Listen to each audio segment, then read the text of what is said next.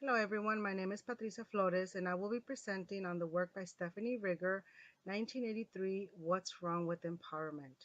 In this article, the author criticizes two assumptions and values underlying the concept of empowerment in the context of community psychology.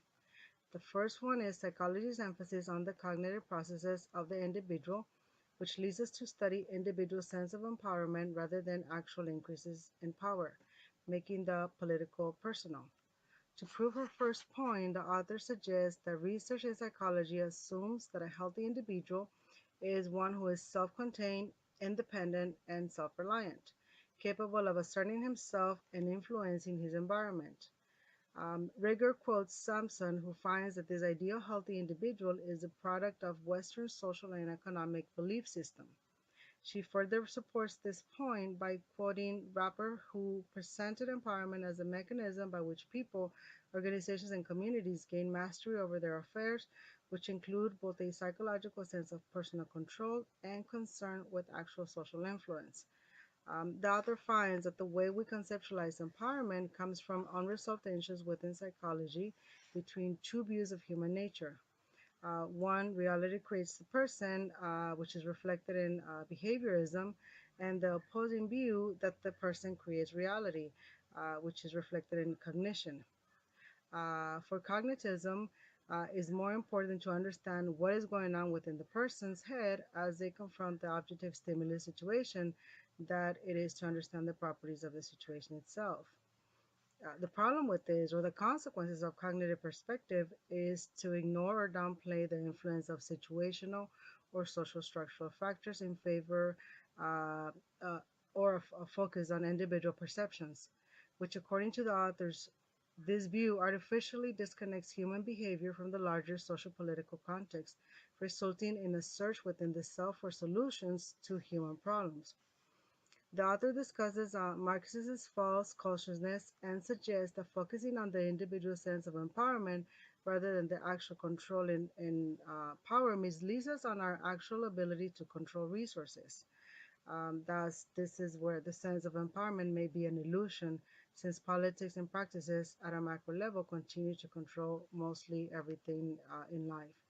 The author discusses several examples of where interventions aimed at empowerment increases people's power to act by enhancing their self-esteem, but do little to affect their power over resources or policies. Therefore, attempts to enhance the self-empowerment create the illusion of power without affecting the actual distribution of power. The author further suggests that any serious attempt to gain power by those who are disempowered will prompt those who see themselves as losing power to fight back. However, increasing control over resources may only be permitted when it becomes threatening to the dominant group. The second point that the author discusses is psychology's preference for traditional masculine concepts of mastery, power, and control over um, traditional feminine concerns of communion and cooperation. The underlying assumption of empowerment theory is that of conflict rather than cooperation, control rather than communion. Therefore, the mature adult in psychology research is characterized by mastery, control, and separation rather than interdependence relatedness. The image of the empowered person or group in research and theory reflects the belief in psychology in separation, individuation, and individual mastery. The author quotes Bacon, who hypothesizes that agency and communion are linked to gender, not as opposites but as separate, independent dimensions capable of coexisting within one person.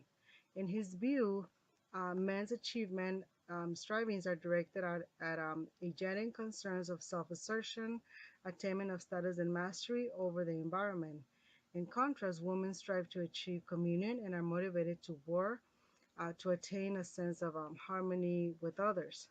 Similar to Bacon, Parsons did not view instrumental and expressive behaviors as two ends of the same continuum.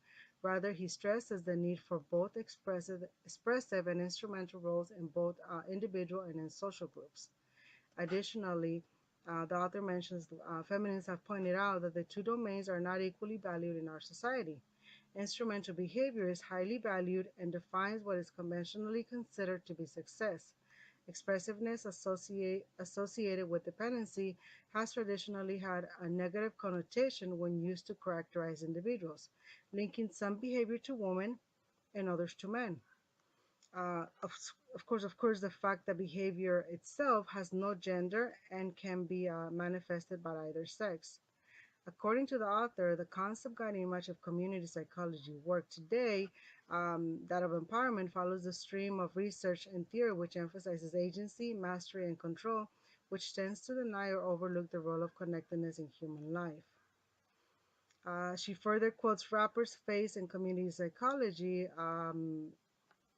with a sense of community, a concept that has been overshadowed recently by the emphasis on empowerment. The author suggests that both concepts are integral to human well being and happiness. Therefore, empowerment and control may not be the best goal in all community situations. The author suggests that autonomy and choice is dependent upon one's position in social hierarchy. She supports this view by including work by Hare Mustin and Marasek, who suggests that autonomy and relatedness are a function not of one's gender but rather of one's position in a social hierarchy. Autonomy and mastery require freedom to make choices, however, is highly dependent of your social status. Those not in position of autonomy and choice must focus on connection and communal goals to survive. The author also discusses the focus for community psychologists should be on understanding how community shapes the person, in particular on the conditions that facilitate both efficacy or personal control, and also a sense of community. We need both for it to work. Situations which foster community may be the opposite of those which foster empowerment.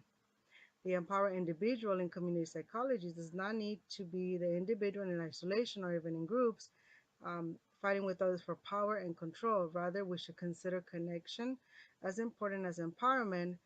This conception of community, however, challenges the belief in individual rights and freedom, which is the cornerstone of the political philosophy on which notions of empowerment rest.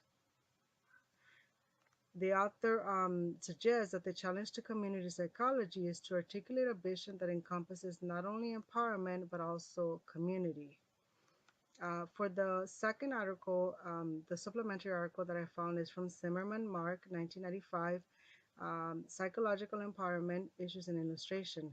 In this article, Zimmerman suggests that the development of a universal and global measure of psychological empowerment may not be a feasible or appropriate goal. Zimmerman suggests that the underlying assumptions that empowerment take differ for different people. And of course, empowerment also take different forms in different contexts and in times. The questions that I have for the week is the first one: how does the belief in individualism affect how you perceive the social problems in your community?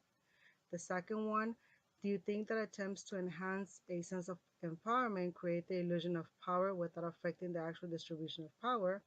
And the third one: can you think of a community organization that considers both empowerment and community in their vision? Thank you for watching my video.